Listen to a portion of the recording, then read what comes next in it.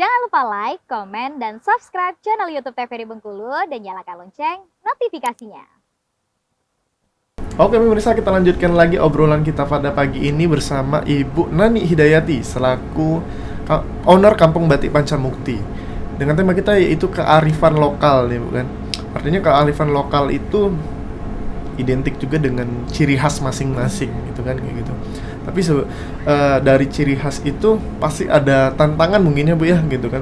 Kalau dari Ibu sendiri selaku owner dan pengrajin nih, apa yang menjadi tantangan Ibu dalam menjalankan kerajinan batik? Gitu. Kalau untuk tantangan pasti ada ya, namanya kehidupan ya Mas ya. Ya, benar, kalau benar. nggak ada tantangan nggak maju, nggak ngembang ya. Iya, Tapi tantangan kami salah satunya batik itu kan terkesannya mahal. Nah, jadi untuk pemasarannya itu ada kendalanya. Nah, pertama batik yang kami cap atau yang kami canting itu nanti akan kalah dengan yang printing. Nah, biasanya gitu. kalahnya dari segi produksinya atau kalah dari segi apa? Kalau printing itu kan mereka bisa memproduksi banyak partai besar gitu ya dalam waktu yang singkat. Sementara kalau kami yang masih manual, masih cap, masih proses dengan tangan kami sendiri itu kan terbatasnya Mas ya. Dan harganya juga kalau printing tuh lebih murah. Ya?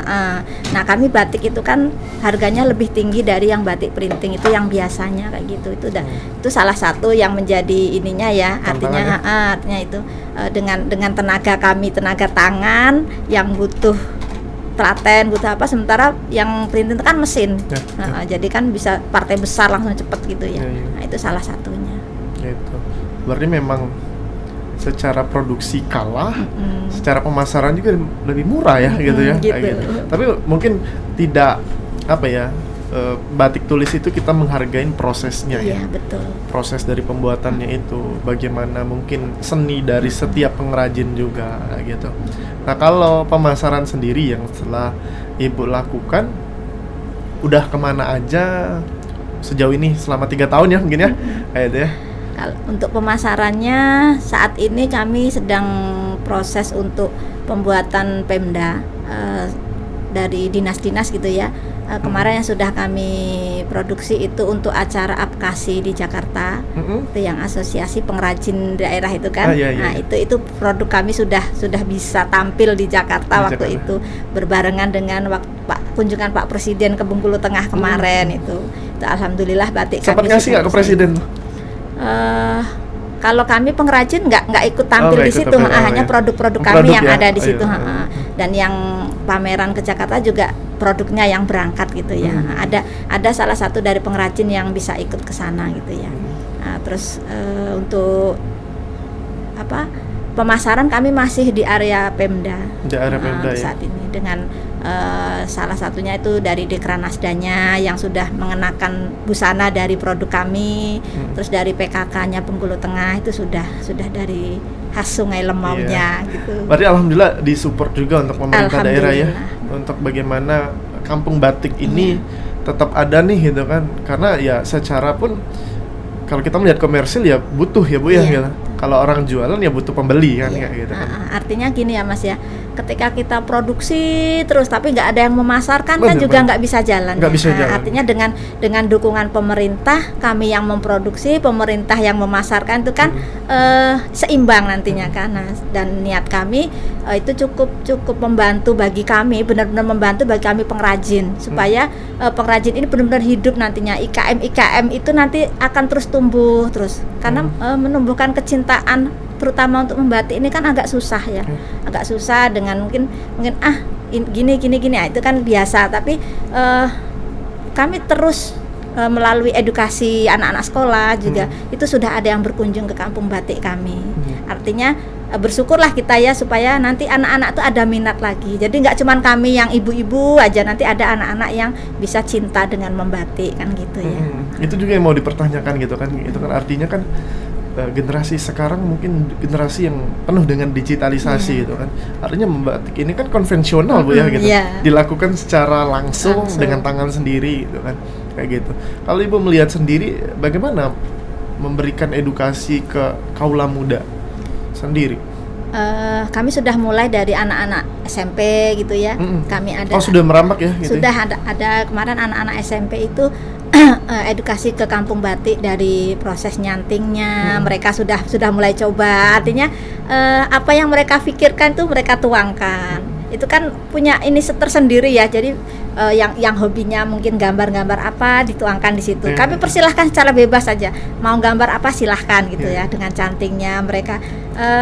Dan saya perhatikan mereka antusias gitu ya menuangkan apa hobi mereka gitu ya. Jadi hasilnya beda-beda, ada yang hobinya ini, ada yang hobinya ini gitu. Jadi kita bisa mupuk rasa kecintaan mereka itu melalui edukasi yang mereka punya di pikiran mereka tuangkan, mereka ini kan kita dukung terus seperti itu. Kalau batik sendiri tuh ada aturan nggak Bu, secara motif, secara apa gitu, atau ya sesuai dengan kreasi masing-masing? Kalau aturan sih kayaknya nggak ada ya. Nggak ada ya? Cuman kami untuk motif Bengkulu Tengah itu kan Sungai Lemaunya itu. Dari beberapa motif itu harus kami tuangkan dalam sebuah hasil gitu ya. Sebuah hasil yang kami ini tetap harus kami mengangkat Sungai Lemaunya itu. Jadi motif identiknya itu tetap harus kami bawa gitu ya. Kalau dari motif sendiri yang paling susah biasanya untuk pengrajin sendiri, motif seperti apa? Untuk motif-motif itu yang seperti liku 9 itu kan agak rumit ya. Agak rumit ya. Terus gunung itu kan bentuknya tergantung penglihatan kita kadang ya. Cuman kalau cap kan kita tinggal ngecapin aja tuh kalau cap. Cuman kalau tulis itu ya beda orang beda gambarnya nanti kan. Cuman di situ tetap kita identikan di situ adalah gunung bungkuknya dengan liku 9-nya gitu. Liku 9 jangankan ditulis gitu. Dilewati aja kita pusing. Iya benar gitu. Berarti memang tantangan setiap pengrajin seni ya kayak gitu ya gitu. Untuk mendapatkan ide baru mungkin ini baru kayak gitu. Kalau yang menjadi pembeda nih mungkin dari Ibu sendiri ada nggak apa ciri khasnya Kak, atau apa yang menjadi pembeda dari kampung batik Pancamukti ini? Untuk pembeda dengan batik yang lain ya.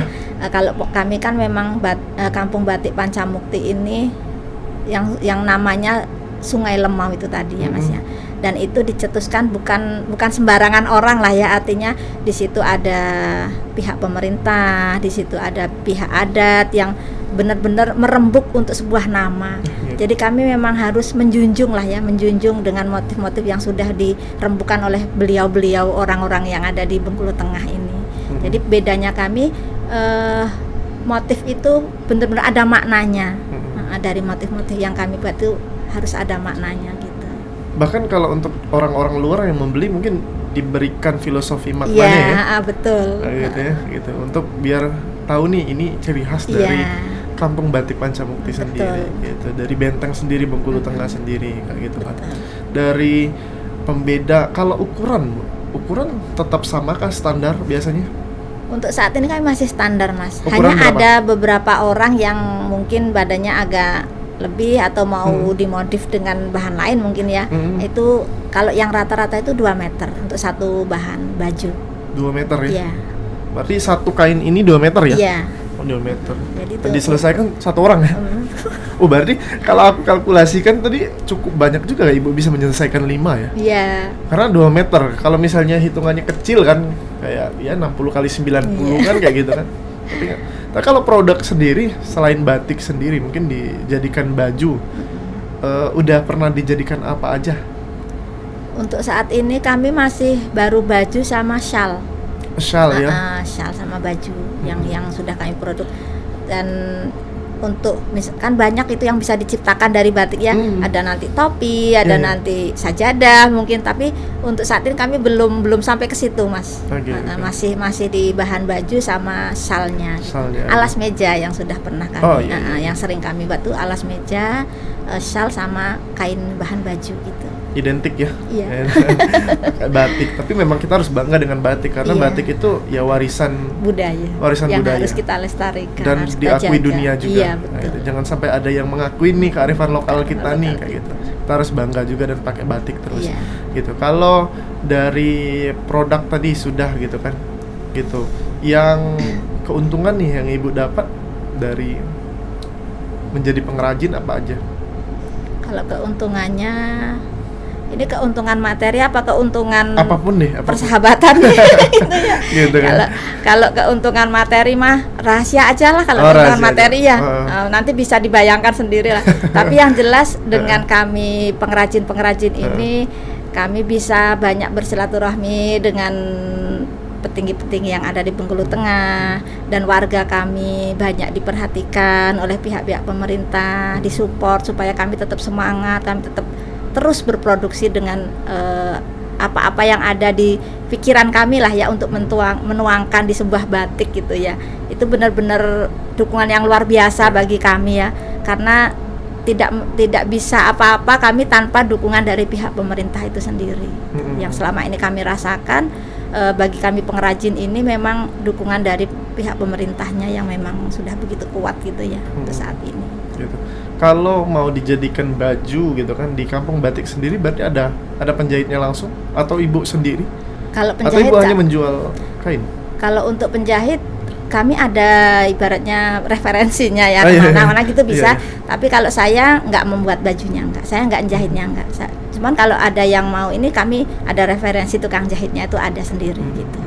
Mungkin jadi peluang juga nantinya. Iya, nah gitu. makanya harapan kita kan gitu ya Mas ya, kita sendiri, terus nanti ada teman-teman mungkin di desa ini, terus nanti di desa lain. Nah, dengan bahan yang sudah siap, nanti ada tukang jahit yang kita berdayakan juga di situ. Itu kan artinya menambah penghasilan mereka ya, bukan cuman keuntungan di diri saya pribadi, tapi dengan teman-teman yang lain tuh bisa menikmati kolaborasi lah gitu. artinya gitu.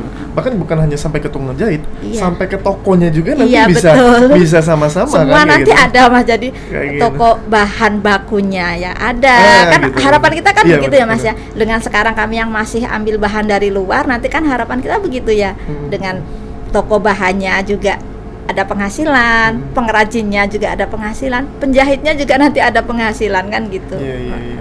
Saling menguntungkan, menguntungkan ya. Mutualisme gitu. juga kayak gitu.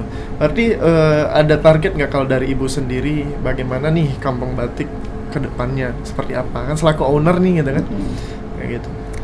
Kalau harapan kami ke depan, Kampung Batik Pancamukti benar-benar bisa menumbuhkan atau apa ya, hasil kami itu benar-benar bisa dinikmati oleh khususnya warga Bengkulu Tengah itu sendiri. Umumnya warga umum juga bisa mengenakannya.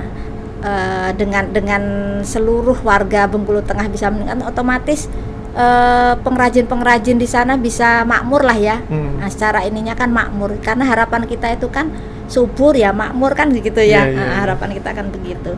Jadi benar yang disampaikan tadi bahwa untuk pemula, untuk pengrajin itu harus bekerja sama gitu ya, supaya keinginan kita tetap terwujud nantinya untuk orang banyak lah ya, untuk kemaslahatan kita bersama gitu ya.